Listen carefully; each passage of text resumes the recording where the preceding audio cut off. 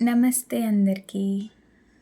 ఈరోజు నుంచి అయోధ్యకాండ మొదలవుతుంది. అయోధ్యకాండ రామాయణానికి ఆయుపట్టు.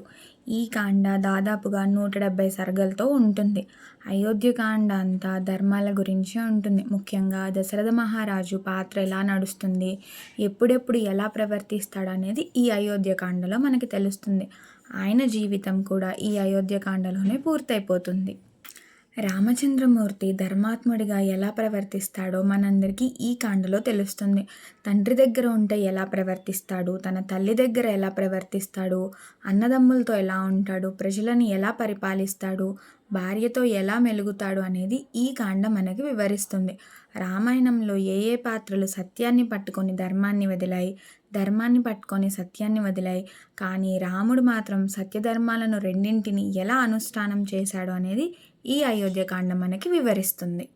నేను అంటే మనము సత్యధర్మాలను నమ్మి ఉంటే అటువంటి వాడికి పిలిచినా పిలవకపోయినా భగవంతుడి శక్తి ఎల్లవేళలా ఉంటుంది అని రామాయణం మనకి నిరూపిస్తుంది.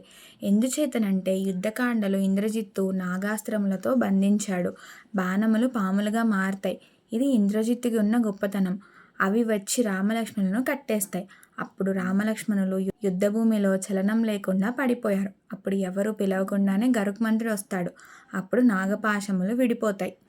రామచంద్రమూర్తి యుద్ధంలో ఎంతగానో అలసిపోతే ఎవరూ పిలవకుండానే అగస్త్యముని కూడా అక్కడికి వస్తాడు. అలా పిలవకుండానే వచ్చిన మహర్షి ఎందుకు వచ్చాడు, ఎలా వచ్చాడు, ఆ మహర్షి రాముడికి ఏమని బోధించాడు రేపటి వీడియోలో తెలుసుకుందాం. జై శ్రీరామ్.